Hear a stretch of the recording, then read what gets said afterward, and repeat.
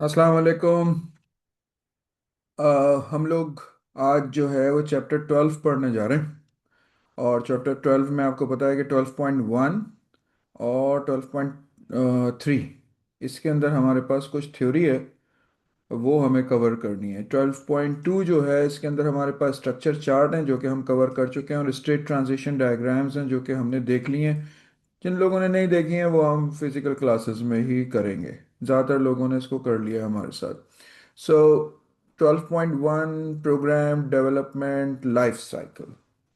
Programme development life cycle जो है इसको हमें आज पढ़ना है, and this is basically simple theoretical thing. ठीक है ना? थ्योरेटिकल है ये, बिल्कुल हमारे पास। और इसमें कोई भी ऐसी चीज़ नहीं है जो प्रैक्टिकल हो। तो this is cleanly theoretical. So I start typing here. आप लोग देखते जाएं साथ साथ।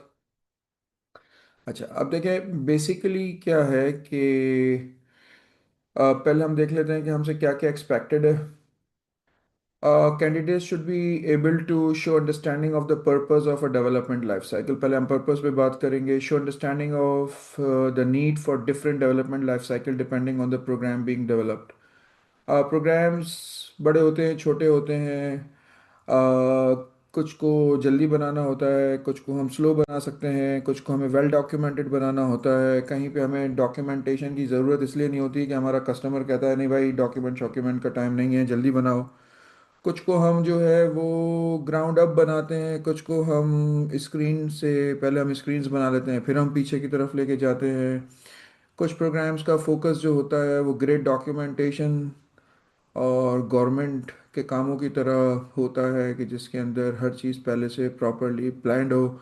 कुछ का फोकस होता है कि नहीं भाई हम तुम्हारे साथ बैठे हुए हैं, तुम बस बनाते जाओ और हमसे पूछते जाओ। तो डॉक्यूमेंटेशन कम, प्रोग्रामिंग ज़्यादा होता है, तो उसको हम रैपिड एप्लीकेशन कहते हैं। कुछ में ये होता है कि आप एक स्टेप से दूसरे स्टेप पे आ जाते हैं, तो आप वापस नहीं जाते, आप आगे बढ़ते जाते हैं। जब स्टेप्स ख़त्म हो जाते हैं फिर आप उसको रिव्यू करते हैं, दोबारा स्टेप वन से बैक टू स्क्वायर वन पे जाके फिर शुरू करते हैं। कुछ इस तरह के होते हैं कि आप आगे जाते हैं, स्टेप टू पे जाके फिर आप इवेल्युएट करते हैं, फिर वापस स्टेप वन को करते हैं। अगर आप फील करते हैं कि आपको वापस स्टेप वन पे आना पड़ता है। तो there are different types, different things, different styles. तो उनमें से कुछ हमारे पास हैं, तो हमें फिर उनमें से देखना होता है। Describe the principal benefits and drawbacks of each type of the cycle. अब हमारे पास जो कुछ डिफरेंट साइकिल्स हैं, वाटरफॉल है, आइटरेटिव है, रैपिड एप्लीकेशन डेवलपमेंट है, फिर इनके हमें प्रिंसिपल बेनिफिट ड्रॉबैक्स सब देखने होंगे। फिर show understanding of the analysis, design, coding, testing and maintenance stages in the program development life cycle. अभी जो स्टेजेस हैं प्रोग्राम डेवलपमेंट लाइफ साइकिल में, इन पे हमें बात करनी होगी। तो लेट्स स्टार्ट। आपको ये स्क्रीन आई होप के नज़र आ रही होगी। आई ट्राइड के हम दोनों स्क्रीन्स जिसमें हमारे पास जो है वो सिलेबस भी और ये टेक्स्ट स्क्रीन भी नज़र आ रही हो, ये मैं आपसे शेयर करूं। तो हम इसको शुरू करते हैं। सबसे पहले what is program development life cycle. ठीक है, what is the program development life cycle, इसको हम शॉर्ट में क्या बोलते हैं, PDLC। ठीक है, तो व्हाट इज दैट, अभी हम इसको पढ़ते हैं। The program development life cycle is a structured process used to plan, build, test, and maintain a computer program in an organized way. ठीक है ना? तो मैं इसको आपको बता देता हूँ। The program development life cycle life cycle is a structured, let's say अगर आपके पास एक मार्क का क्वेश्चन आता है तो आप ये लिखेंगे, structured process used to plan, build, test, and maintain a computer program in an organized way. ठीक है ना? This is a very good definition. अच्छा, अब हम इसका पर्पस लिखते हैं. पर्पस क्या है? उसने कहा था ना पर्पस बताओ. तो पर्पस है, सबसे पहला पर्पस है prevents chaotic coding. Prevents chaotic coding. ठीक है ना? हबड़ दबड़ कोडिंग नहीं होती इसके अंदर, हम प्लान कोडिंग करते हैं. सेकंड हो सकता है रिड्यूसेस एरर्स एंड रीवर्क. जब हम प्लान काम करते हैं तो एरर्स कम होते हैं और रीवर्क की हमें ज़रूरत नहीं पड़ती. थर्ड हो सकता है ensures the program meets user requirements. और लास्ट हो सकता है, हाँ, मेक्स लार्ज प्रोग्राम्स मैनेजेबल.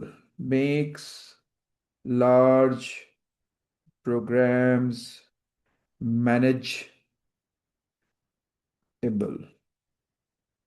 ठीक है, तो ये हो गया.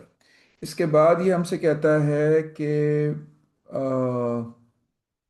Purpose, understanding of the purpose of the development life cycle. ठीक है, ये हो गया. पर्पस हो गया. इसके बाद हम आ जाते हैं why do we need life cycle. ठीक है ना? Why do we need different life cycles? Why do we need different life cycles? ठीक हो गया. अच्छा, अब आपको ना इस अंडरस्टैंडिंग को समझना है कि not all programs are the same, so one life cycle does not fit all. ये आपको अच्छे तरीके से समझना है. Why do we need different life cycles? तो आप इसको बताएंगे कि not all programs are the same, so one life cycle does not fit all. ठीक है, अब हम इस पे डिफरेंट फैक्टर्स पे बात कर लेते हैं कि डिफरेंट फैक्टर्स कौन से हो सकते हैं. डिफरेंट फैक्टर्स हो सकते हैं प्रोग्राम साइजेस. प्रोग्राम साइजेस हो सकते हैं जिसमें स्मॉल स्क्रिप्ट्स आते हैं, छोटे प्रोग्राम्स. और बड़े बड़े गवर्नमेंट साइज, ऑर्गेनाइजेशन साइज आ सकते हैं जिनको हम कह सकते हैं एंटरप्राइज सिस्टम्स. एंटरप्राइज सिस्टम्स ये आ सकते हैं हमारे पास. दूसरा हो सकता है फैक्टर जिसमें हमें डिफरेंट लाइफ साइकिल्स चाहिए हो, रिक्वायरमेंट स्टेबिलिटी. अब रिक्वायरमेंट स्टेबिलिटी ये होता है कि कुछ प्रोग्राम्स ऐसे होते हैं जिनकी रिक्वायरमेंट्स हर वक्त चेंज होती रहती हैं, कुछ जो होती हैं फिक्स्ड होते हैं. अब जैसे बड़ी ऑर्गेनाइजेशंस हैं या गवर्नमेंट है, उनके काम एक ही तरीके से होते हैं चाहे बहुत बड़े पैमाने पे हो, तो उनकी जो स्टेबिलिटी है वो कांस्टेंट है, फिक्स्ड है. लेकिन छोटे छोटे प्रोग्राम्स हैं, जैसे हमारे ऑपरेटिंग सिस्टम्स हैं, गेम्स हैं, डायनामिक, जिसमें भी चेंज होते रहते हैं, मुसलसल रिक्वायरमेंट्स चेंज होती रहती हैं, वो चेंजिंग है. तो उनके अंदर हमें डिफरेंट लाइफ साइकिल्स चाहिए होती हैं. तो हम यहाँ पे लिखेंगे रिक्वायरमेंट स्टेबिलिटी. Requirement stability. और इसके अंदर आ जाएगा फिक्स्ड वर्सेस चेंजिंग। तीसरा हो सकता है टाइम प्रेशर। बाज औकात सॉफ्टवेयर बनाने वाले को क्लाइंट जो है ना वो कहता है नहीं भाई हमारे पास इतना टाइम नहीं है कि हम डिज़ाइनिंग फेस में जाएं, प्लानिंग फेस में जाएं, एनालिसिस फेस में जाएं। बस हम बैठो और जो हम बताते जा रहे हैं करते जाओ। ठीक है ना। तो टाइम प्रेशर हो सकता है। फिर यूज़र इन्वॉल्वमेंट भी हो सकती है। बाज़ यूज़र इन्वॉल्व होना चाहते हैं, बाज़ कहते हैं खुद ही देखो भाई। तो यूज़र इन्वॉल्वमेंट भी हो सकती है। और रिस्क लेवल, जितने आप थॉरो इन्वेस्टिगेशन करते हैं उतना आपका रिस्क लेवल कम होता चला जाता है। तो ये है, that's why we use different development models. सही है। That's why that's why we use different development models. अच्छा, अब आ जाएं यहाँ पर। इन्होंने show understanding of the purpose of the development life cycle, ये हमने कर लिया। Show understanding of the need of different development life cycle dependent on the program being developed including. अब ये कहता है वाटरफॉल है, आइटरेटिव है, रैपिड एप्लीकेशन डेवलपमेंट है। अब इसके बारे में थोड़ा सा डिस्कस करते हैं। ठीक है। अच्छा, अब हमारे पास है अ, सबसे पहले हमारे पास है वाटरफॉल मॉडल।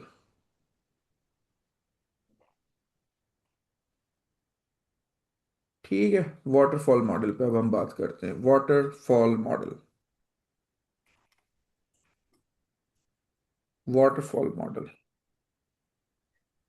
वाटरफॉल मॉडल क्या होता है? मैं आपको नेट पे दिखाता हूँ।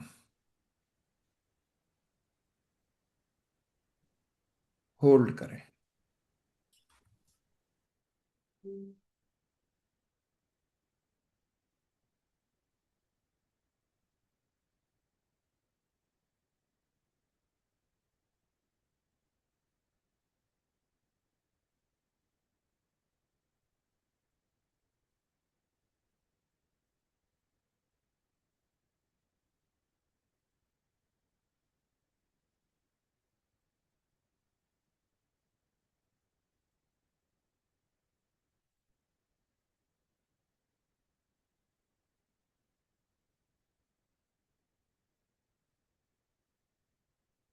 देखें, ये देखें, ये वाटरफॉल मॉडल है। ठीक है। ये वाटरफॉल मॉडल आपको नजर आ रहा है। ये वाटरफॉल मॉडल है। छोटा नजर आ रहा होगा लेकिन आपको आइडिया हो गया। एक स्टेज से दूसरी स्टेज पे आते हैं, फिर तीसरी पे आते हैं, फिर चौथी पे आते हैं, फिर पांचवी पे आते हैं, फिर छठी पे आते हैं। देखिए वापस नहीं जा रहा है। फिर जब ये स्टेजेस पूरी हो जाती हैं तो आप इसको दोबारा शो कर सकते हैं। ठीक है। तो ये है हमारा वाटरफॉल मॉडल। तो इसके प्रिंसिपल्स क्या होते हैं? लीनियर है। लीनियर का मतलब है स्टेप बाय स्टेप है। One stage must finish before the next step begin, या नेक्स्ट स्टेज बिगिन्स। ठीक है ना। No going back back is possible, और no going back back is easily है। मतलब it is not possible, it is not easy. Stages flow है। अब हमारे पास यहाँ तो डिफरेंट नज़र आ रहा है लेकिन आपके सिलेबस के हिसाब से एनालिसिस है, फिर डिज़ाइन है, फिर कोडिंग है, फिर टेस्टिंग है, फिर इम्प्लीमेंटेशन। यहाँ पे आपको डिफरेंट नज़र आ रहा है। आपका सिलेबस डिफरेंट कहता है। तो इसके बेनिफिट्स में आता है सिंपल है, इजी है, good for small well defined projects है जिनको हमें पहले से पता हो किस तरह चलते हैं। इजी टू मैनेज डॉक्यूमेंटेशन है। ड्रॉबैक ये है कि very hard to change requirements. एक बार रिक्वायरमेंट स्टैब्लिश हो गई तो ज़ाहिर है आप नीचे आ रहे हैं, पीछे जा नहीं सकते। तो एरर्स जो है इसमें बहुत देर में पता चलते हैं। ठीक है ना। Sir should we draw this diagram? नहीं बेटा, ये डायग्राम जो है ना ये डिफरेंट है। ये डिफरेंट है। मैं आपको ना ये डायग्राम्स क्लास के बाद भेजूंगा। डिफरेंट है ये। मैं आपको डिफरेंट डायग्राम भेजूंगा। ये नहीं आपको इस्तेमाल करनी। ठीक है ना। अच्छा, रिस्क लेवल बेटे ये होता है कि जितनी वेल डॉक्यूमेंटेड वर्किंग होती है उतने रिस्क कम हो जाते हैं। फॉर एग्जांपल आपने अगर वेल डॉक्यूमेंटेड नहीं किया, आपने जल्दी जल्दी किया, कुछ चीज़ें रह गई, अब आपका सॉफ्टवेयर बन गया, पता चला कि कुछ चीज़ें तो हैं ही नहीं, तो एक्सेप्ट नहीं होगा। वक्त, पैसा, लोग, एक्सपेक्टेशंस सब ज़ाया होना शुरू हो जाएगा। ठीक है ना? तो a well documented program, a well research programs will give you well made as expected software. और अगर आपने रिसर्च प्रॉपर से नहीं की होगी या डॉक्यूमेंटेशन नहीं, तो चांसेस ये हैं कि रिस्क बढ़ जाएगा, और आखिर में आपको पता चलेगा कि भाई इसमें ये नहीं हुआ, इसमें वो नहीं हुआ, तो पैसा भी ज़ाय, टाइम भी ज़ाय, और फिर आपको दोबारा से सब कुछ करना पड़ेगा। ठीक है? सो वापस आते हैं, इसके बारे में पढ़ते हैं। हेयर, तो आपको मैं दिखा रहा था एक्रोबैट और टेक्स्ट एडिट, ये देखें जी। तो वाटरफॉल मॉडल के बारे में हम पढ़ रहे थे। तो वाटरफॉल मॉडल, इसके इमेजेस के लिए जगह छोड़ दीजिएगा, इमेजेस मैं आपको भेजूंगा, फिर आप उनको कॉपी कर लीजिएगा। तो वाटरफॉल मॉडल में मैं आपको बता रहा था कि वाटरफॉल मॉडल के प्रिंसिपल्स क्या हैं। प्रिंसिपल है, प्रिंसिपल सिंगुलर में लीनियर मॉडल है। लीनियर मॉडल है यानी कि स्टेप बाय स्टेप चलता है। वन स्टेज मस्ट फिनिश, ठीक है, बिफोर द नेक्स्ट बिगिन। ठीक है? नो गोइंग बैक इजली, ये मुमकिन नहीं है, बहुत मुश्किल है। अब स्टेजेस फ्लो पे बात करते हैं हम। स्टेजेस फ्लो, अब स्टेजेस फ्लो कैसे होगा? सबसे पहले आपके पास आता है एनालिसिस। ठीक हो गया? एनालिसिस से आप जाते हैं डिजाइन पे। ठीक है? एनालिसिस से आप जाते हैं डिजाइन पे, ये है as per your syllabus, analysis से डिजाइन पे जाते हैं। ठीक है? ये देखें, analysis, design, coding, testing, maintenance stages in the program development life cycle, ये यहाँ पे मेंशन है। ठीक हो गया? फिर आप गए एनालिसिस, डिजाइन पे गए, डिजाइन से आप गए कोडिंग पे, कोडिंग से आप गए, एक second, let's save space, coding से आप गए टेस्टिंग पे, और टेस्टिंग से आप गए मेंटेनेंस पे। ठीक है? आप गए मेंटेनेंस के। सो एनालिसिस, एनालिसिस से आप डिजाइन पे गए, डिजाइन से आप कोडिंग पे गए, कोडिंग से आप गए मेंटेनेंस पे। अच्छा, अब ये है इसके स्टेजेस का फ्लो है ये। अब आते हैं इसके हम बेनिफिट्स पे। इसके बेनिफिट्स क्या होंगे? इसका बेनिफिट होगा आपको simple and easy to understand, simple and easy to understand. दूसरा इसका बेनिफिट हो सकता है आपके लिए good for small and well defined projects, good for small well defined projects, uh, easy to manage and document, exactly, easy to manage and document, ये हो सकते हैं इसके बेनिफिट्स।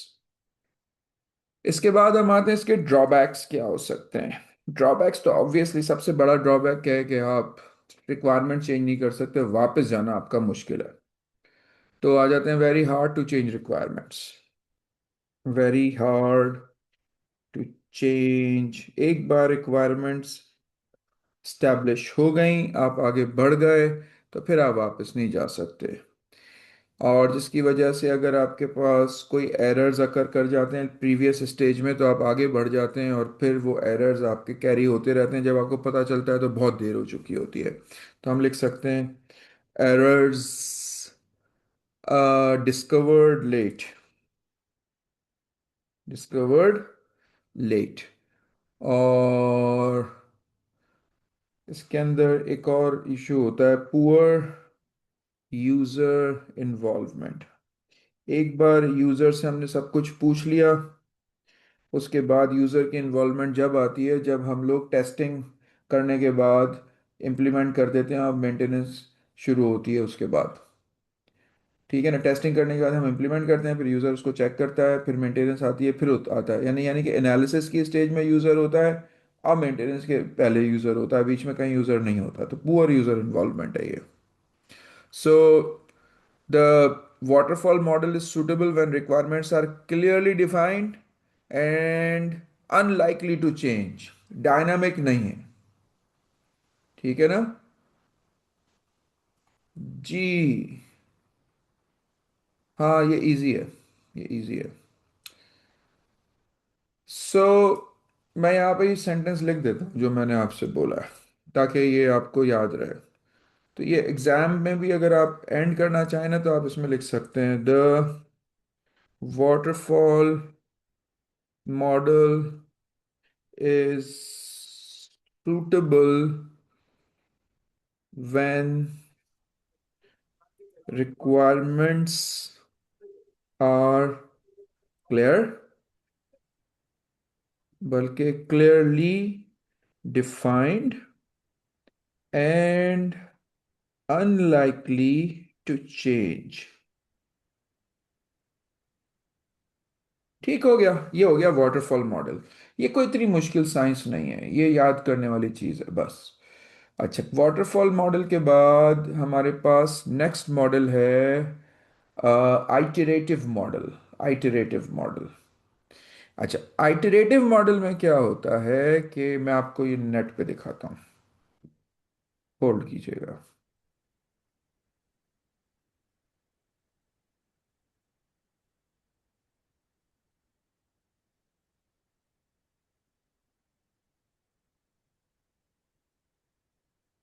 हम्म,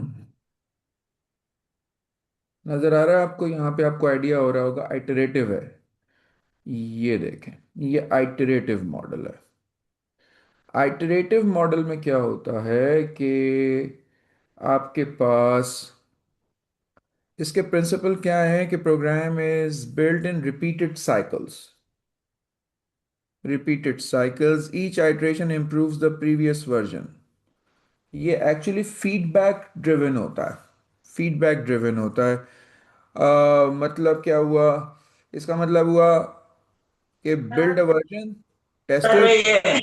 नहीं उधर रही, नहीं इम्प्रूव। उधर रही, नहीं उधर। अरे अरे यहाँ भाई, उतर रही है। अरे अंडर वेरी पहनी थी, अंडर वेरी पहनी है, मसला नहीं है। बाद आवाज बंद।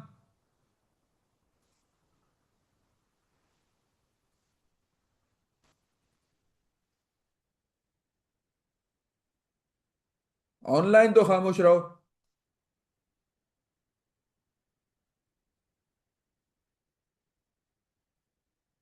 अच्छा, तो हाउ इट वर्क्स, हम क्या बात कर रहे थे? हाउ इट वर्क्स, आप एक वर्जन बनाते हैं, उसको टेस्ट करते हैं, इम्प्रूव करते हैं, रिपीट करते हैं, और बस आप इस तरीके से चलते रहते हैं ना। पूरा प्रोग्राम नहीं बनाते, और मतलब पूरा प्रोग्राम बना के आप अरे हवाले नहीं कर देते, आप इसको बनाते हैं ये। लेकिन इतना बड़ा प्रोग्राम होना नहीं चाहिए, फिर ये प्रोग्राम छोटा होता है। तो इसका आइडिया क्या होता है कि आप इसको जल्दी जल्दी बनाएं और जो है वो अपने यूज़र को दिखाते रहें। तो ये बड़ा फास्ट चलता है, ये देखें। रिक्वायरमेंट एनालिसिस हुआ, डिज़ाइन हुआ, इम्प्लीमेंटेशन हुआ, टेस्टिंग हुई, एवोल्यूशन हुआ, दिखाया, फिर शुरू हो गए दोबारा। तेज़ी से चलता रहता है, तेज़ी से चलता रहता है। तो इसके अंदर हम क्या करते हैं? Build a version, test it, improve it, repeat. तो अर्ली डिटेक्शन ऑफ एरर हो जाती है इसमें, जल्दी जल्दी फ्लेक्सिबल टू रिक्वायरमेंट चेंजेस होता है, तो कंटिन्यूस इंप्रूवमेंट होती रहती है। ड्रॉबैक्स ये होते हैं कि इसको मैनेज करना बहुत मुश्किल होता है, क्योंकि बहुत तेज़ी से आप पूरा सिस्टम बार बार बना रहे होते हैं, और डेवलपमेंट का टाइम अब आप खुद सोचें इसमें इंक्रीज कर जाएगा। ठीक है ना। और इसकी प्लानिंग अच्छी होनी चाहिए, जिसकी प्लानिंग अच्छी होगी तो इसमें आप जो होगा वो ज़बरदस्ती बार बार एक ही काम नहीं कर रहे होंगे। ठीक है, तो उसकी मैनेजमेंट मुश्किल होती है। So the iterative model allows feedback to be incorporated through development. आप बनाएं दिखाएं, फीडबैक को लें, दोबारा बनाएं फिर दिखाएं, फिर फीडबैक को लें, फिर बनाएं दिखाएं, दोबारा फीडबैक को लें। इस तरीके से काम करता है। ठीक है। So let's get back.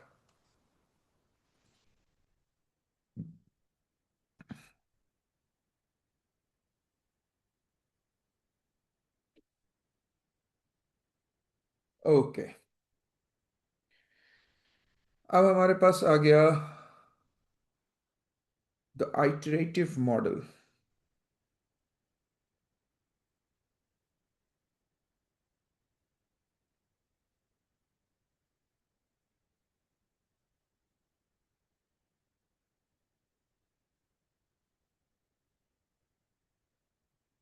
तो आइटरेटिव मॉडल के प्रिंसिपल क्या है, इसके हम प्रिंसिपल पहले लिख लेते हैं। Program is build in repeated cycles. Program is built in repeated cycles। दूसरा हो गया each iteration improves previous version। और ये कहाँ गया यार? All right, Asfa, sure। Program is built in repeated cycles। uh, क्या मैंने बोला था? Each iteration improves the previous version।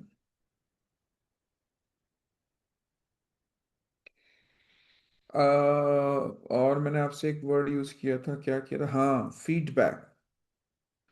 Feedback driven है ये। Feedback driven iterative model। So how it actually works, how it works, सबसे पहले build a version, दूसरे number पे आ गया टेस्ट इट, तीसरे नंबर पे आ गया improve it, फिर आ गया रिपीट। ठीक है, built it, test it, improve it, repeat it। Sir, is waterfall cycle and program development cycle is the same? तुमने क्या देर से ज्वाइन किया Umar? Waterfall cycle is a type of program development life cycle बेटे। Program development life cycle बहुत सारी हैं, उनमें से एक वाटरफॉल साइकिल है। अब चुप करके सुनो। ऑलराइट। ना इटरेटिव यूजेस कहाँ पर है, रियल लाइफ यूजेस? सबसे ज़्यादा तो आइटरेटिव यूज़ होता है ना। आप कहीं जाते हैं, आप किसी से बैठते हैं, हर कोई थोड़ी कहता है कि मुझे एक मोटी सी किताब बना के दो प्लानिंग की। आप उससे पूछते हैं, आप उसको बना के, जो वो बताता है आप उसको बना के दिखाते हैं, वो अपनी फीडबैक देता है, आप उसको फिर इम्प्रूव करके दोबारा बना के दिखाते हैं। सबसे ज़्यादा तो आइटरेटिव ही चलता है।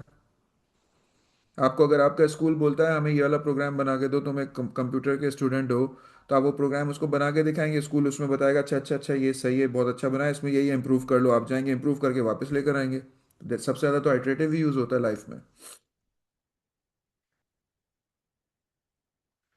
फिर आ गए आपके पास बेनिफिट्स। बेनिफिट्स हैं अर्ली डिटेक्शन ऑफ एरर्स।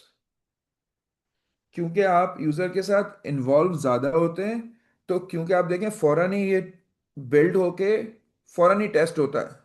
छोटी छोटी बिल्ड्स हो रही होती हैं, पूरा प्रोग्राम एक साथ नहीं बनता, हर पार्ट साथ साथ बिल्ड होके टेस्ट हो रहा होता है, तो अर्ली डिटेक्शन ऑफ एरर्स होते हैं।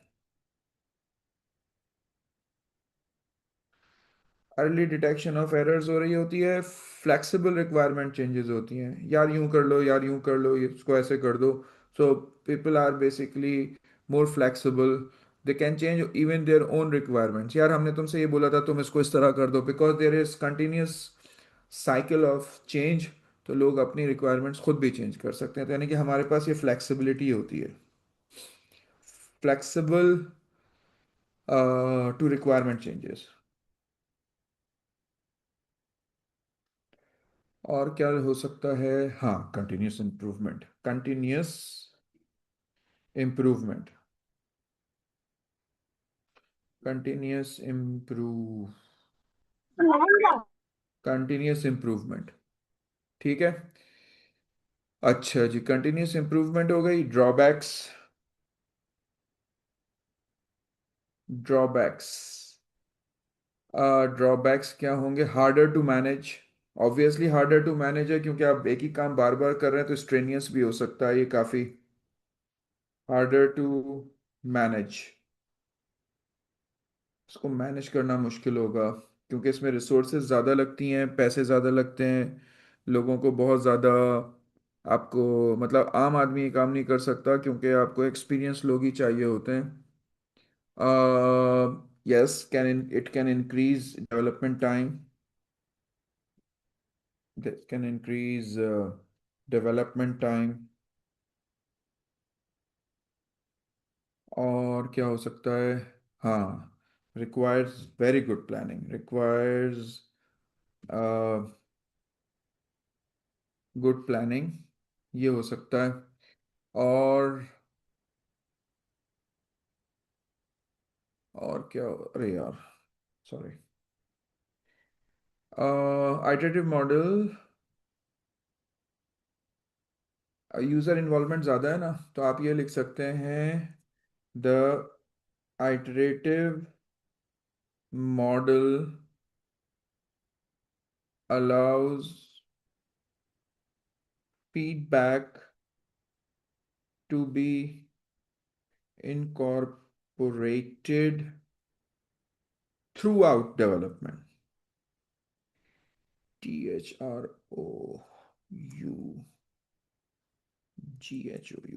throughout development।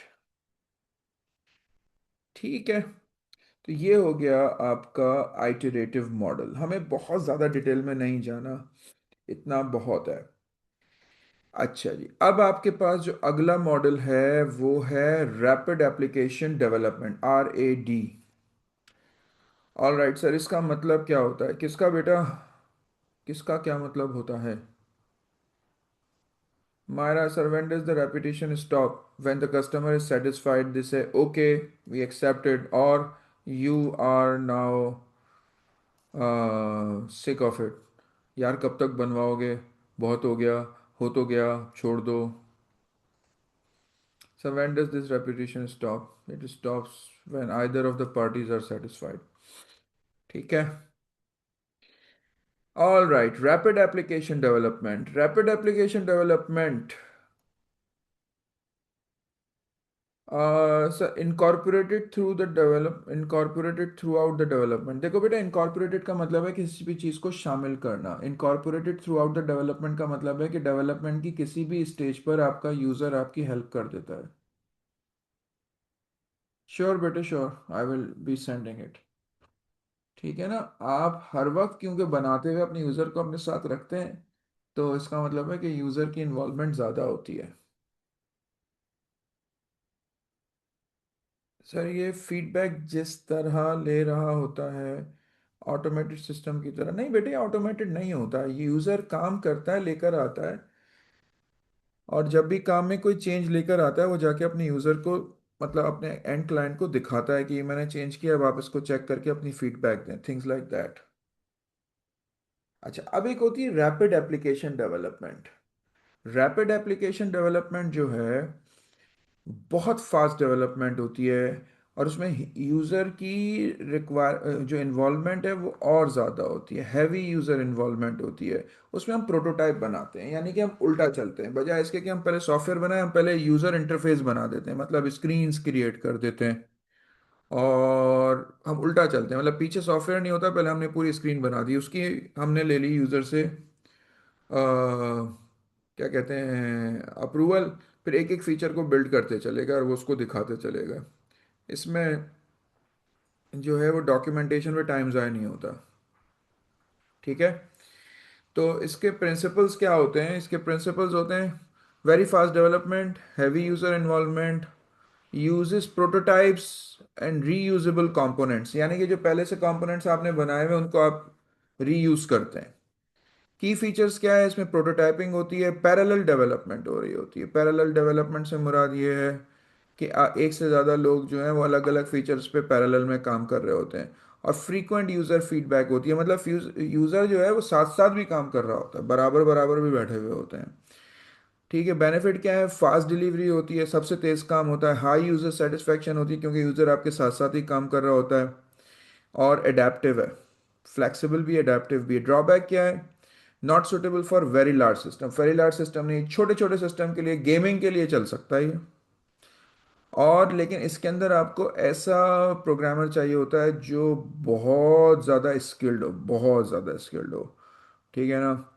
और इसकी डॉक्यूमेंटेशन ना होने के बराबर होती है, वेरी पुअर डॉक्यूमेंटेशन होती है। So rapid application development is effective and the fast development and user user involvements are priority. ठीक है। तो यूजर की जगह क्लाइंट, बेटे ये सारी जो, यूजर की जगह हम क्लाइंट नहीं बोल सकते, या हम दोनों बोल सकते हैं, बेसिकली गलत जुमला मैंने बोल दिया। यूजर और क्लाइंट एक ही चीज होती है बेटे। यूजर वही होता है जो आपका क्लाइंट होता है, क्योंकि ये तो bespoke सिस्टम्स की बात कर रहे हैं ना, जो कह के बनवाए जाते हैं, तो एक ही बात है।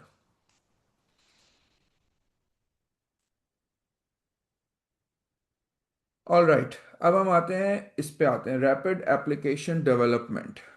Rapid application development, rapid application development, RAD।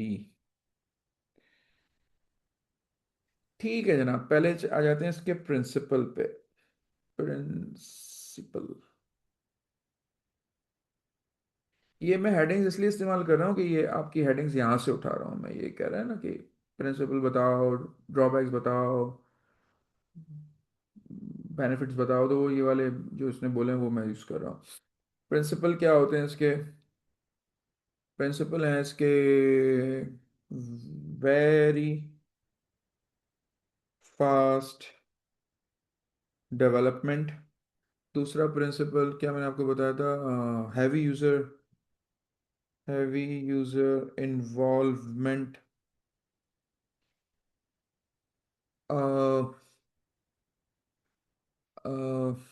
फिर मैंने आपको बताया था uses prototypes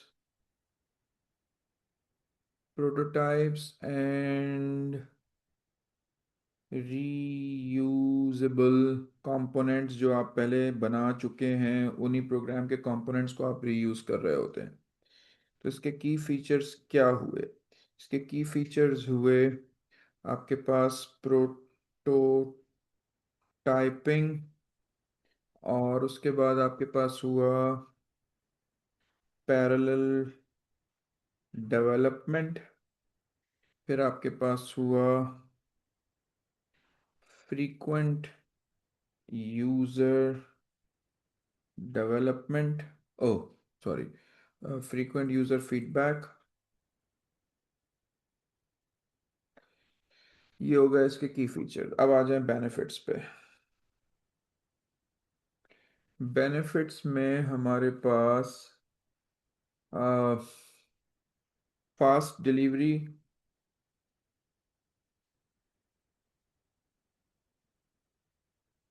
fast delivery, high user satisfaction,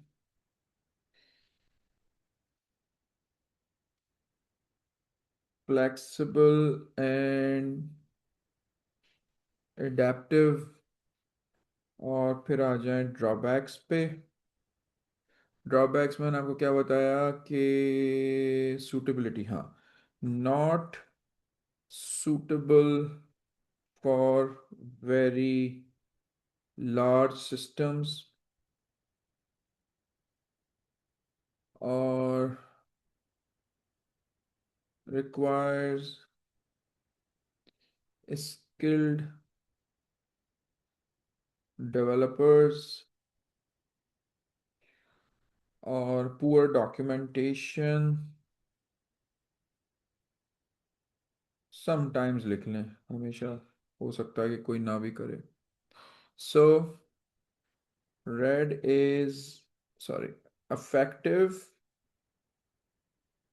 when fast development and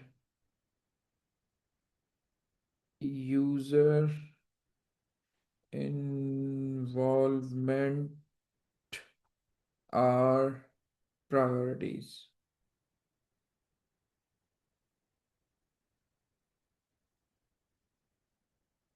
ठीक हो गया. अब अब हम इसके ना थोड़े से बेनिफिट, उस पे कंपैरिजन पे बात करते हैं. सर पुअर डॉक्यूमेंटेशन से क्या मुराद है? देखो बेटा, एक डॉक्यूमेंटेशन की होती है, दो किस्म की डॉक्यूमेंटेशन होती हैं. एक होती है डॉक्यूमेंटेशन जो आप यूज़र को देते हैं, how to use the system. एक डॉक्यूमेंटेशन होती है, how did you make the system. तो ये जो टेक्निकल डॉक्यूमेंटेशन होती है, how did you make the system, how did you analyse the system, वो नहीं होती. वो आप जो सुनते जाते हैं, वो आप बस सुन के बनाते चले जाते हैं सिस्टम, आप उसको लिखते नहीं हैं. मतलब जैसे आपने एक इंटरव्यू लिया, उसको आपने लॉग किया, आपने लोगों से क्वेश्चनर्स फिल करवाए, वो आपने लॉग किया, आपने फ्लो चार्ट बनाए, आपने सूडो कोड बनाए, आपने जो है वो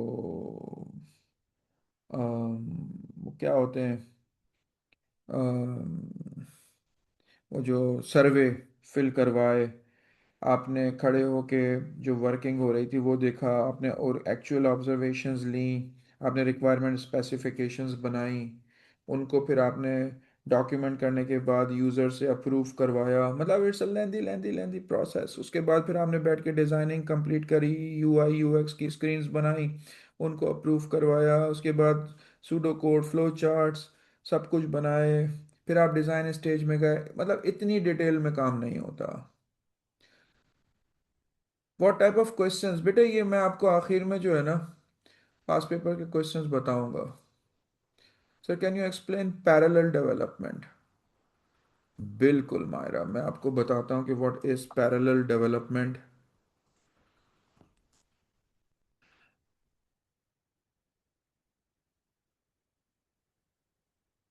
जो पैरेलल डेवलपमेंट है ना, वो बेसिकली सिंपल लफ्ज़ों में पैरेलल डेवलपमेंट जो है, it is a software development approach where different parts of the systems are developed at the same time by different teams instead of one after the other. सही है ना? अभी मैंने आपको पहले भी बताया था कि हम उसको क्या करते हैं कि हम सॉफ्टवेयर को हिस्सों में डिवाइड कर देते हैं, और फिर हर हिस्सा अलग अलग टीम बना रही होती है, क्योंकि हमें तेज़ी से काम करना होता है. तो एक सॉफ्टवेयर को डिवाइड करके हर कोई अपने अपने हिस्से का काम कर रहा होता है. मतलब कुछ प्रोसीजर फंक्शंस कोई बना रहा होता है, कुछ प्रोसीजर फंक्शंस पैरेलल में कोई और बना रहा होता है. ठीक है ना? तो ये क्या करता है कि ये डेवलपमेंट टाइम को रिड्यूस कर देता है, डिलीवर हम सिस्टम को फास्ट कर सकते हैं. तो बजाय इसके हम वेट कर रहे हैं, हम कि हम पहले एक मॉड्यूल ए ख़त्म करें फिर मॉड्यूल बी शुरू करें, हम तेज़ी से काम कर रहे होते हैं. Sir can you write down the parallel development? What is the parallel development? अच्छा, ओके, लिखता हूँ, रुको.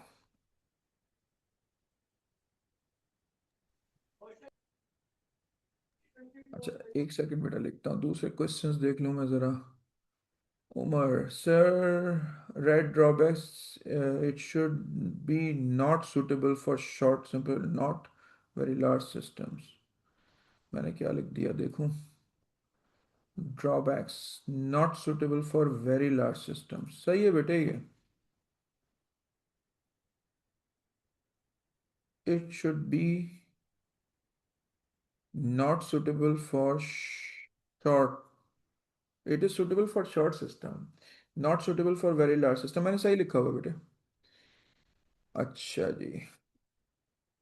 Asfa, sir, kindly tell prototyping once more. अच्छा जी, मैं आपको प्रोटोटाइपिंग बता देता हूँ।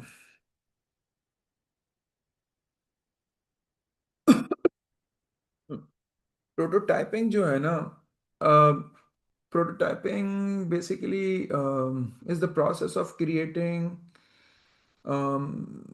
वर्किंग अर्ली वर्किंग मॉडल जिसके पीछे प्रोग्राम ना हो। यानी कि it's an early working model जिसको हम प्रोटोटाइप कहते हैं of a program, so that user can see how it will be at the end. अभी बना नहीं है, सिर्फ उसका फ्रंट बना है, ठीक है ना। और जब हम उसको बना लेंगे पीछे थोड़ा सा बना के फिर उसको दिखा देंगे ताकि वो उसको टेस्ट करके अपनी फीडबैक दे सके before the final system is developed. So it is kind of early version working model ताकि हम यूज़र की फीडबैक ले लें, non refined software, that is basically prototype. Sir in drawback, can we write program में have loopholes due to short time? नहीं, ये नहीं लिख सकते। Haider, sir what is parallel development and prototyping, what is prototyping? मैं लिख देता हूँ, मैं दोनों लिख देता हूँ, पैरेलल डेवलपमेंट भी लिख देता हूँ और प्रोटोटाइपिंग भी लिख देता हूँ।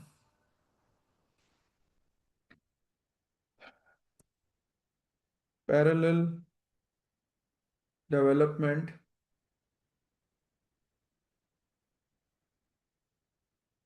parallel development is when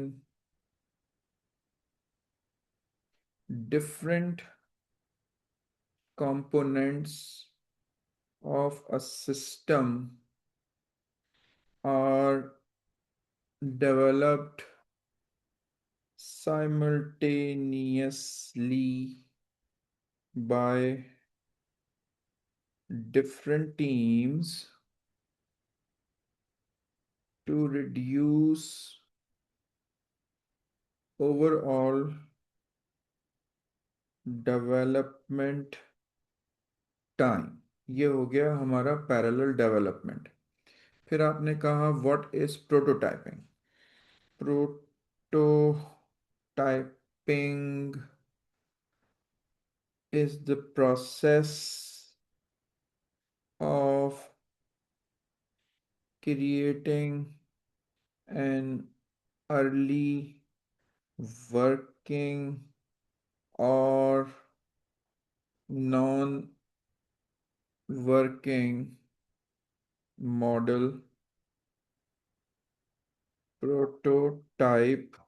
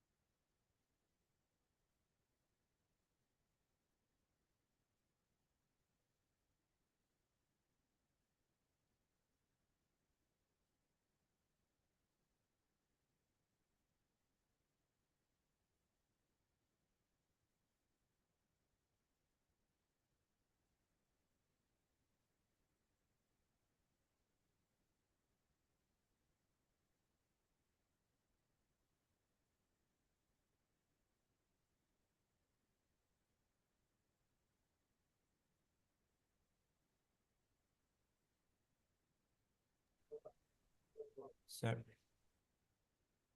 hold on बेटे, होल्ड ऑन।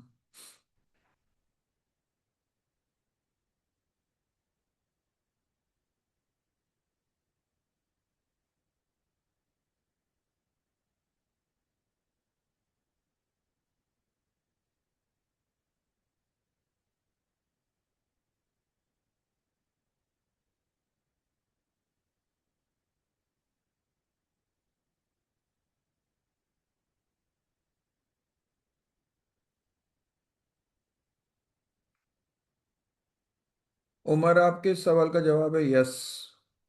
ठीक है।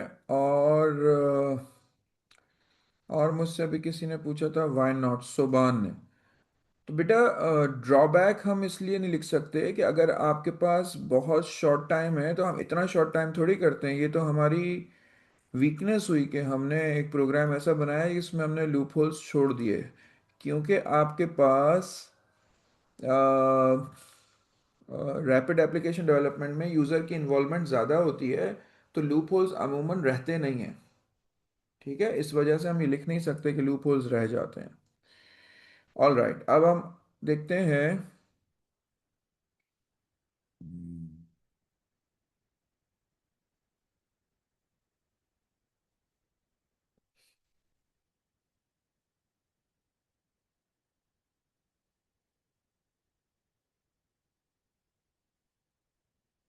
अब हमारे पास अगले क्या है? हाँ, अब हम अगला ये देखते हैं कि ये basically show understanding of the analysis, design, coding, testing, maintenance stages in the program development life cycle. अब इसमें क्या क्या होता है हमें ये देखना है। ठीक है। अच्छा हाँ, एक चीज़ और, कंपैरिजन भी हमें जो है इनका लर्न करना होगा। नहीं, कंपैरिजन कभी आया नहीं है। नहीं, वो ज़्यादा हो जाएगा, छोड़ दें। अब आ जाएं आप द ये जो स्टेजेस हैं, 5 stages, analysis, design, coding, testing and maintenance, इसके बारे में हम पढ़ते हैं। तो हमारे पास ये जो स्टेजेस हैं, show understanding of the analysis, design, coding, testing and maintenance, इनके बारे में हम लिखते हैं। तो the 5 PDLC stages, the 5 PDLC stages. सबसे पहली स्टेज है हमारे पास एनालिसिस। यहाँ इस पे हम नंबर 1 लगा देते हैं ताकि आपको प्रॉब्लम ना हो। एनालिसिस, ठीक है। व्हाट हैपन्स, इसमें क्या होता है? इसमें होता है, ये आपको पक्का याद करना है, ये जो है ना रॉट लर्निंग वाली चीज है। आइडेंटिफाई यूजर रिक्वायरमेंट्स, ये आएगा क्वेश्चन ऐसे ही कि व्हाट हैपन्स इन एनालिसिस, इस तरीके से आएगा। आइडेंटिफाई यूजर रिक्वायरमेंट्स, फिर आएगा डिफाइन इनपुट्स आउटपुट्स, सिस्टम की इनपुट्स आउटपुट्स की बात आ रही है, और प्रोसेसिंग, काम क्या करना है हमें, और इसमें आएगा फीजिबिलिटी स्टडी।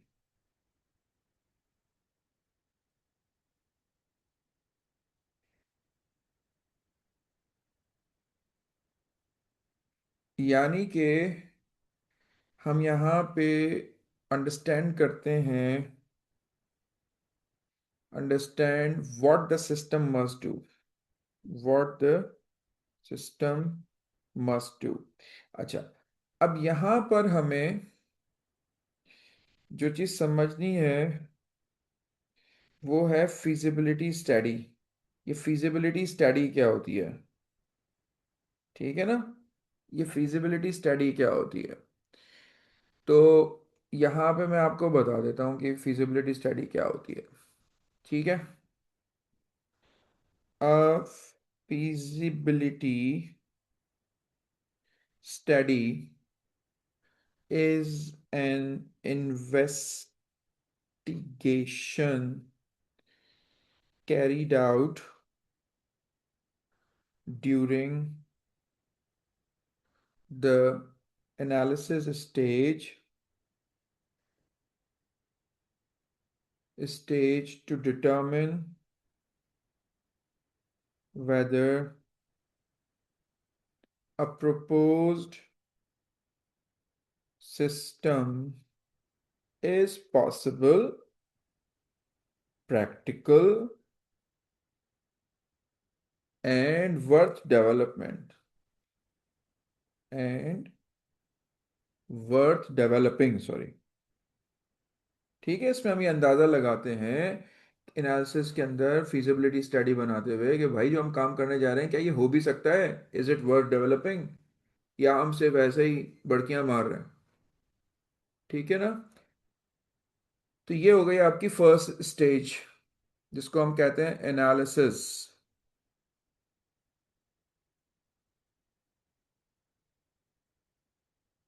ठीक हो गया, एनालिसिस स्टेज।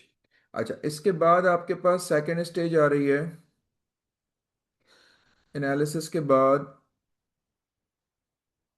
वो है आपके पास डिज़ाइन।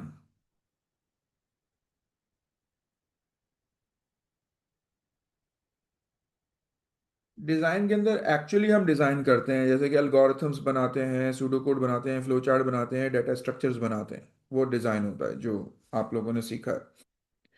सो डिज़ाइन के अंदर व्हाट हैपन्स, इसके अंदर होता है एल्गोरिथम्स। एल्गोरिथम्स, दूसरा है pseudo code, flow charts. Let's keep it to your syllabus ना, आसान वाला। और डाटा स्ट्रक्चर्स। ठीक हो गया, डाटा स्ट्रक्चर ये आप काम करते हैं तो इसकी हम कह रहे हैं planning how the system will work. Planning how the system will work. ठीक है, ये हमारे पास डिज़ाइन है। अब आ जाए, इसके बाद थर्ड स्टेज आती है कोडिंग। फिर डिजाइनिंग के बाद हम करते हैं कोडिंग। सो कोडिंग में क्या होता है, व्हाट हैपेंस, कोडिंग के अंदर राइट प्रोग्राम कोड,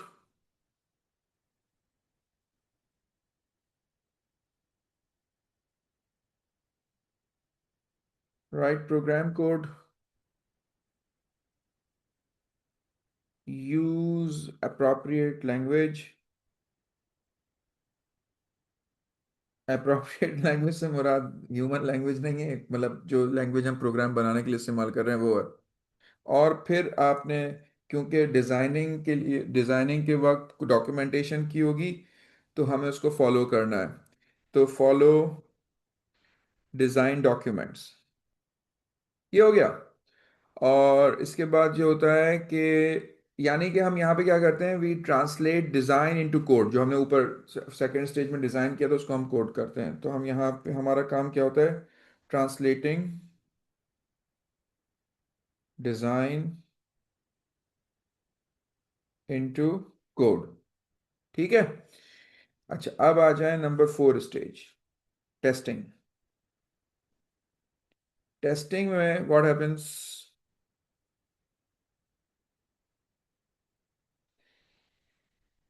टेस्टिंग के अंदर अब हमने जो प्रोग्राम के यूनिट्स बनाए हुए हैं, मॉड्यूल्स बनाए हुए हैं, फंक्शंस बनाए हुए हैं, प्रोसीजर बनाए हुए हैं, क्लासेस बनाई हुई हैं, वट एवर जो भी यूनिट्स हमने किए हुए हैं उनकी हम यूनिट टेस्टिंग करते हैं।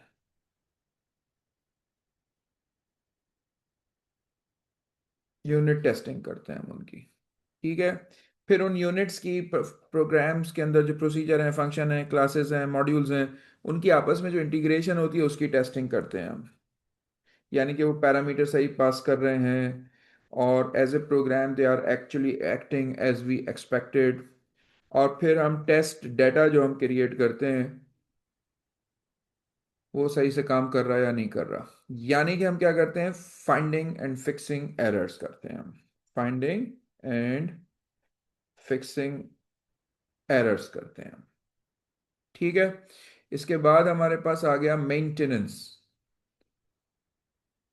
एक्चुअली आपके सिलेबस में नहीं लिखा हुआ, लेकिन इसके बाद प्रोग्राम जो है वो फिर इम्प्लीमेंट हो जाता है, लोग उसको चलाते हैं, फिर हम प्रोग्राम को मेंटेन करते हैं। मेंटेन जो है वो कई किस्म की मेंटेनेंस होती है, अभी हम थोड़ी देर में देखते हैं वो आगे है। तो उस मेंटेनेंस में ये होता है कि कभी यूज़र को कोई बग मिल जाता है हम उसको भी मेंटेन करते हैं, कभी यूज़र चाहता है कि कोई चीज़ इन्हेंस हो जाए उसको भी करते हैं, कभी इन्वायरमेंट में रिक्वायरमेंट चेंज हो जाती है उसको भी मेंटेन करते हैं। तो फिर ये मेंटेनेंस होती है। फिर आ गई हमारे पास मेंटेनेंस। तो मेंटेनेंस में हमारे पास व्हाट हैपेंस,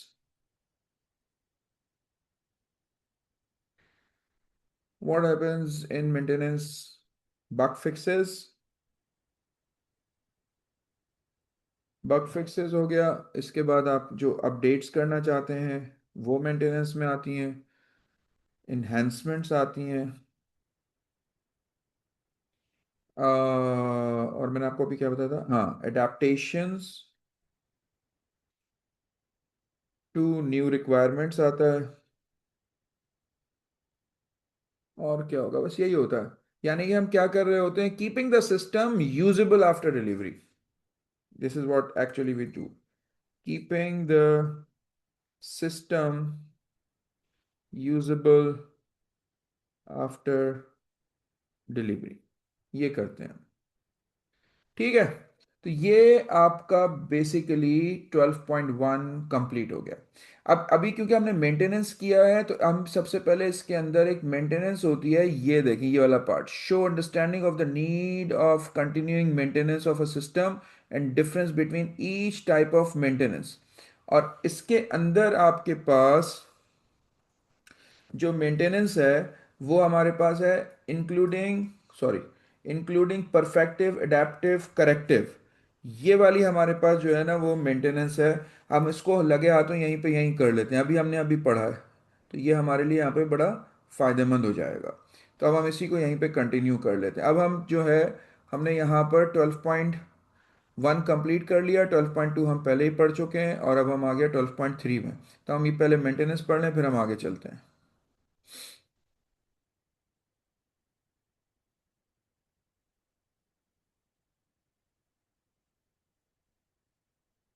अच्छा, तो अब हम यहाँ पे लिखते हैं why is, sorry, why is continuing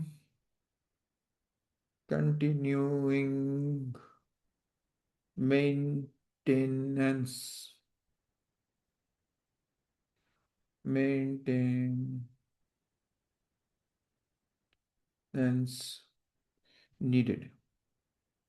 ठीक है ना, अब हमें इसकी ज़रूरत क्या होती है, why is continuing maintenance is required.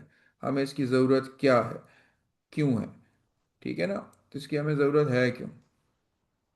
अरे यार कहाँ चला गया।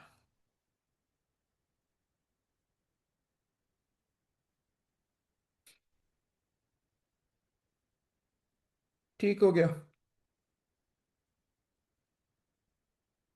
अच्छा, अब ये है कि after system is delivered, after a system is delivered, it does not stay perfect forever, it does not stay perfect forever।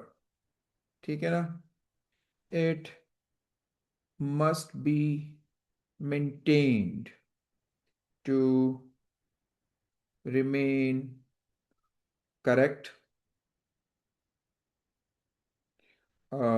useful, secure,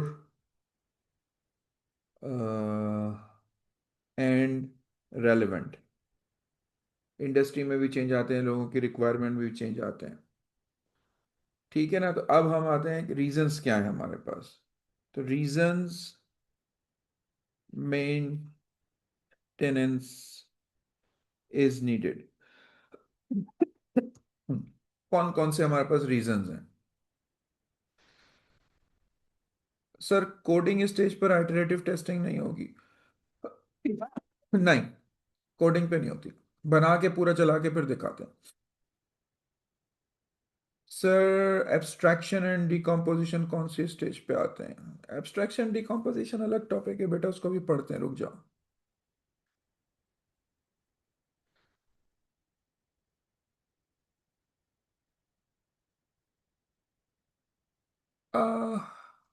बेटा I have asked sir Faizan, तो लेट्स सी।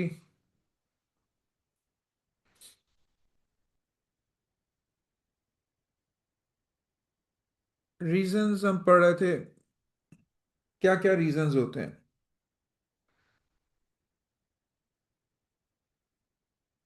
ओके ओके, सबसे पहला reason हो सकता है bugs appear after real use, bugs appear after real use, सही है ना। उसके बाद हो सकता है यूजर रिक्वायरमेंट चेंज हो जाए, यूजर रिक्वायरमेंट्स चेंज, फिर हार्डवेयर और सॉफ्टवेयर एनवायरनमेंट चेंज हो जाए,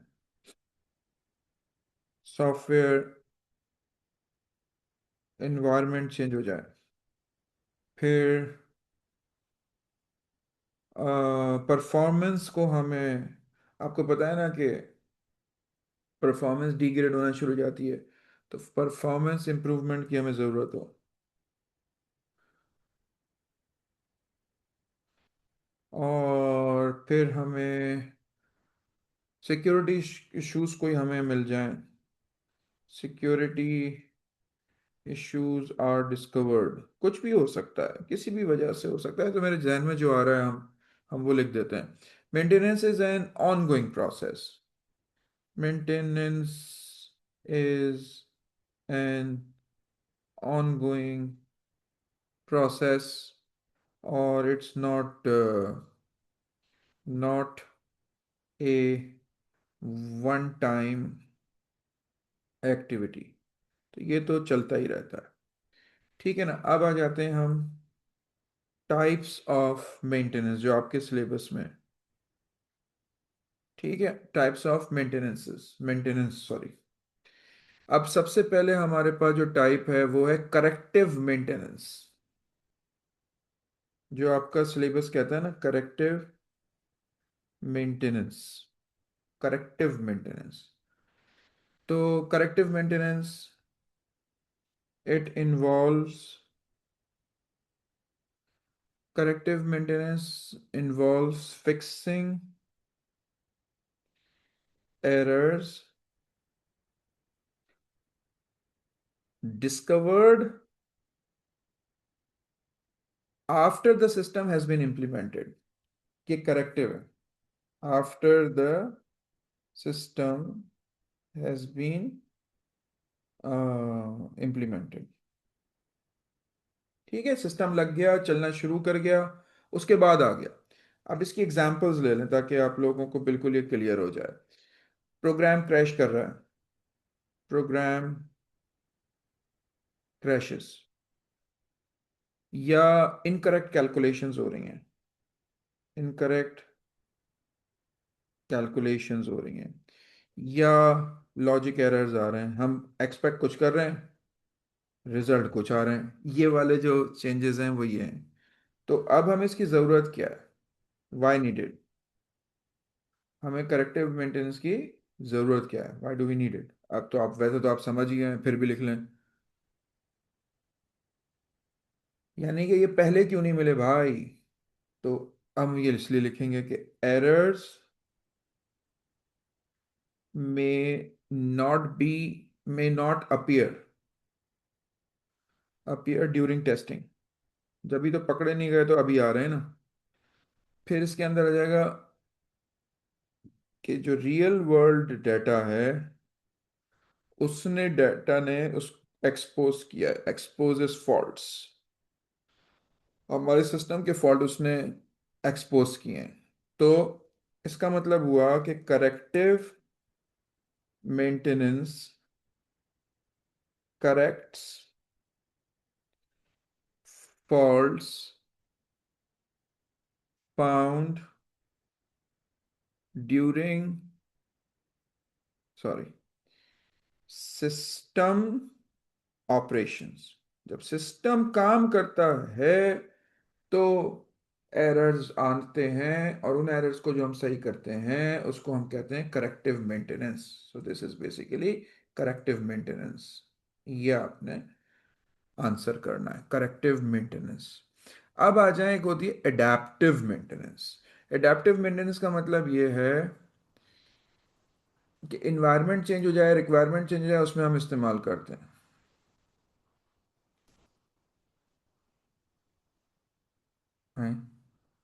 बेटा मैं स्लो करूंगा तो हमें क्लास खत्म करनी है 15 मिनट में।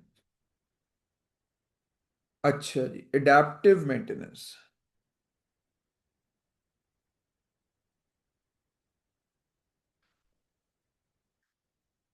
Adaptive maintenance, I be sharing these notes बेटे। आप लिख रहे हैं तो लिखें साथ में, आई बी शेयरिंग दीज, जितना लिख सकते हैं लिखें, बाकी आप बाद में लिख लीजिएगा। तो एडेप्टिव मेंटेनेंस क्या होती है? It is, sorry, it involves modifying the system,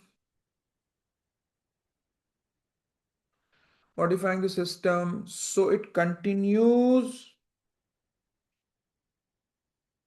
work in a changed environment. In a changed environment. बेटा environment तो हर जगह चेंज हो सकती है, यानी कि एग्जांपल्स देखें आप इसके ताकि आपको समझ में आए. लाइक न्यू ऑपरेटिंग सिस्टम, ठीक है ना, न्यू ओएस आ गया, उसमें ये इसको चलाना है हमको. हार्डवेयर अपग्रेड हो गई, इन्वायरमेंट चेंज हो गई, भाई ये पुराना सिस्टम नहीं चल रहा, इसको अपग्रेड करो. रेगुलेशंस, कंपनी की रेगुलेशंस, रूल्स चेंज हो गए. Change in regulations, rules and regulations.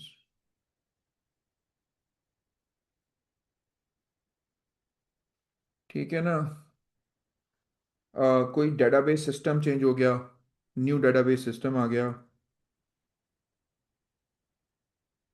ये हो गया, इस तरह के. सो व्हाई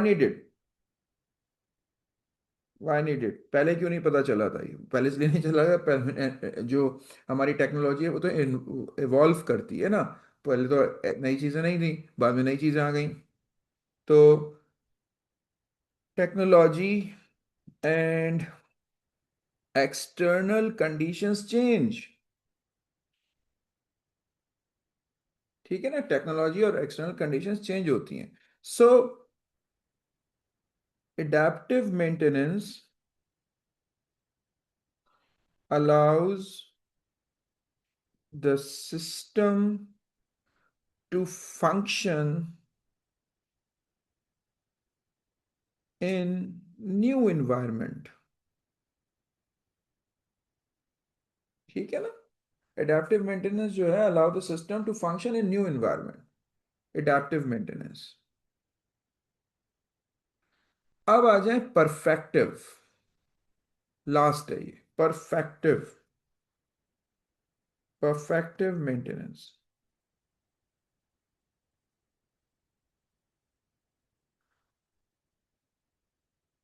अब ये यूजर की फीडबैक पे होता है. यूजर कहता है इसको ऐसे कर दो, इसको ऐसे कर दो. मतलब इसमें ना कोई एरर है ना एनवायरनमेंट में चेंज आया है, बस यार इसको ऐसे कर दो. उसमें वो कलर भी हो सकता है, उसमें रिक्वायरमेंट भी हो सकती है, उसमें विश भी हो सकती है. इसको हम कहते हैं परफेक्टिव. इट इज, बल्कि इट इन्वॉल्व्स इम्प्रूविंग और enhancing the system based on user feedback. अब यूजर का दिल चाह रहा है, ये होती है बात उसके अंदर. इसकी एग्जांपल्स देखें. एडिंग न्यू फीचर्स, यार ये लगा दो. विश, एडिंग न्यू फीचर्स हो गए आपके पास. विशेस. इम्प्रूविंग परफॉर्मेंस, यार ये इतना देर लगा के रिपोर्ट देता है, जरा इसकी रिपोर्ट को तेज कर दो, ये लोड होने में देर लगाता है. Enhancing usability.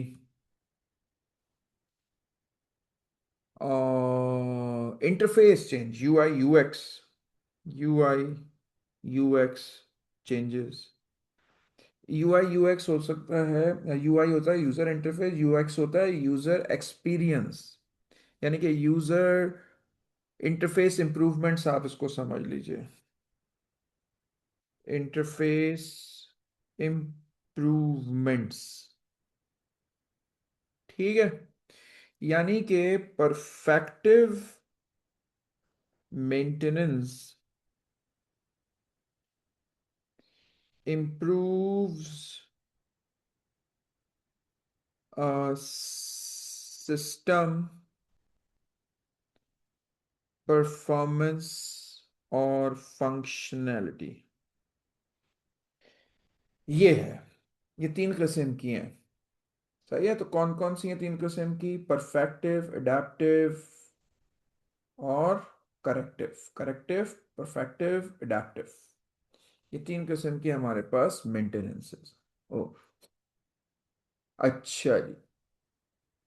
अब आ जाए हमारे पास एरर्स। अच्छा, अब ये देखें, ये कहता है show understanding of ways of exposing avoiding faults. अब इसका ताल्लुक उससे नहीं है, कोडिंग से नहीं है, ओ सॉरी, नोट्स से नहीं है, एग्जाम से नहीं है, it's just a phrase in the syllabus. तो बेसिकली वो क्या चाहते हैं? वो कहते हैं कि कोर आइडिया क्या है इसका? Exposing faults means finding errors in the program, avoiding faults means preventing errors from occurring in the first place. आपको मैंने एक दो क्वेश्चंस करवाए थे, उसके अंदर एरर ढूंढने थे, याद है आपको? कोई एरर आउटपुट में था, कोई एरर ऐसा था कि वो आप किसी एरे की इंडेक्स को देख रहे थे जो कि एग्जिस्ट ही नहीं करती। ये उससे रिलेटेड है, ठीक है ना? सो मतलब exposing ways of exposing and avoiding faults in program, basically both are essentials for producing reliable software, ठीक है? सो बेसिकली टॉपिक ये है, locate and identify types of errors. और हमारे पास सिंटैक्स एरर्स हैं, हमारे पास जो हैं वो लॉजिक एरर्स हैं, हमारे पास जो हैं वो रन टाइम एरर्स हैं, ठीक है ना? तो types of errors in programs हमारे पास कौन कौन से हैं?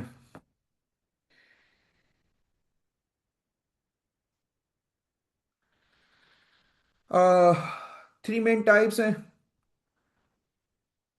Syntax errors. सिंटैक्स एरर्स होते हैं कि आपने जिस तरह लैंग्वेज एक्सपेक्ट करती है सिंटैक्स को लिखना, आप उस तरह नहीं लिखते। तो इट इट अकर्स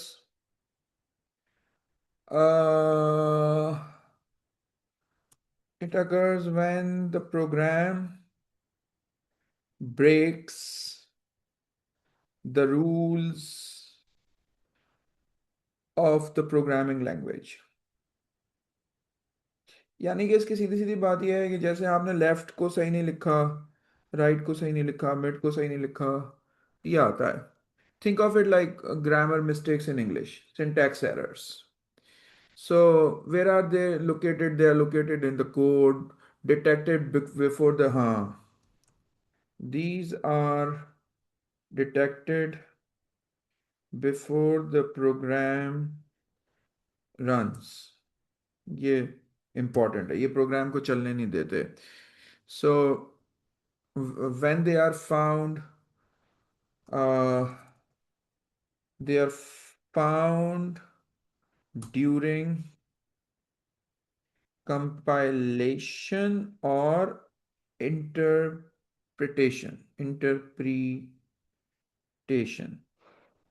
ठीक है ना? अच्छा, अब इसकी एग्जांपल्स देख लें, कोई बईद नहीं आपसे एग्जांपल्स मांग लें। तो इसकी एग्जांपल्स आपके पास होंगी, मिसिंग ब्रैकेट्स, मिसिंग ब्रैकेट्स हो सकती हैं, miss spelled, miss spelled keywords हो सकते हैं, मिसिंग मिसिंग कॉमास हो सकते हैं, कॉमास हो सकते हैं, uh, पता नहीं, और बस यही आ रहा है मेरे जहन में। So syntax error are detected before the execution and prevent the program for from running. अच्छा, अब आ जाएं आप लॉजिक एरर्स। अच्छा, ये जो लॉजिक एरर्स होते हैं ना, these occur when the program runs without crashing, crashing, but produces incorrect results. सही है ना? चलता है, क्रैश नहीं करता, इन मतलब करेक्ट रिजल्ट्स प्रोड्यूस नहीं करता। So where they are located, they are located in the logic of the algorithms, ठीक है? They are hard to spot by the compiler or interpreter। तो ये हम खुद ही यूजर चलाते हैं। when they are found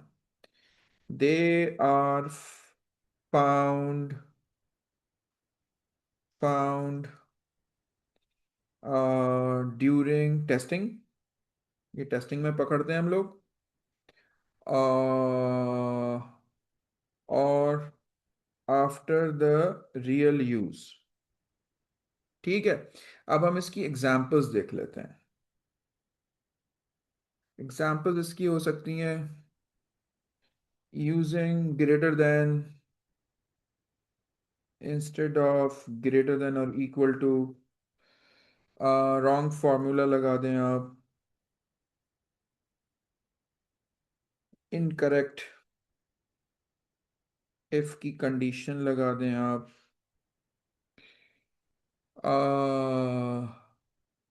बस यही मेरे जहन में आ रहा है। So logic errors cause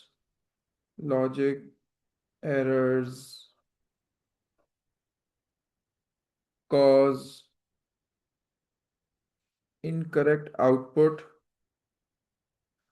even though the program executes successfully। ठीक है, अब आ जाएं तीसरे एरर पर। ये एग्जैक्टली वही है जो आपने ओ लेवल में पढ़ा हुआ है, ये वही वाले एरर्स, इनको हम कहते हैं रन टाइम एरर्स। यानी कि ये जब एरर्स रन टाइम में अकर करते हैं तो प्रोग्राम क्रैश हो जाता है। Run time errors, they occur while the program is running, causing it to crash, or stop unexpectedly। ठीक है? where they are located, they are located in the execution stage and triggered by specific data or conditions। when they are found, तो अब हम लिखेंगे they are found only during execution। अब आप examples लिख लें। एग्जाम्पल्स एग्जाम्पल्स इसकी याद करना बहुत ज़रूरी है। डिवीजन बाय ज़ीरो बहुत इंपॉर्टेंट है। accessing an array index that does not exist, accessing an array index that doesn't exist, or file not found that you are trying to open। So runtime errors occur during execution and cause the program to terminate unexpectedly. Unexpectedly. So, this is it for today. Correct identified errors ये हम लोग पास papers में देख लेंगे अगर हमने नहीं किया। अब हमारे पास ये थोड़े से कुछ टॉपिक्स रह गए ये वाले, तो ये हम लोग जो है वो फिर एक और क्लास में इसको कभी कंप्लीट कर लेंगे। सो 12.1 is completed, 12.2 is completed, 12.3 which is the last part, it is half done, and rest we will complete shortly inshallah taala. Thank you. So please show the last line you wrote. ये देखें आप, last line that I wrote.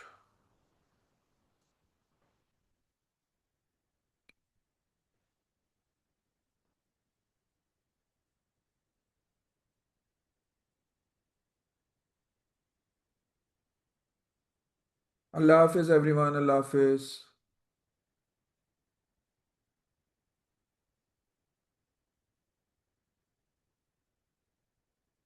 हाँ सब भेज दूंगा बेटे, भेज दूंगा, परेशान नहीं हो।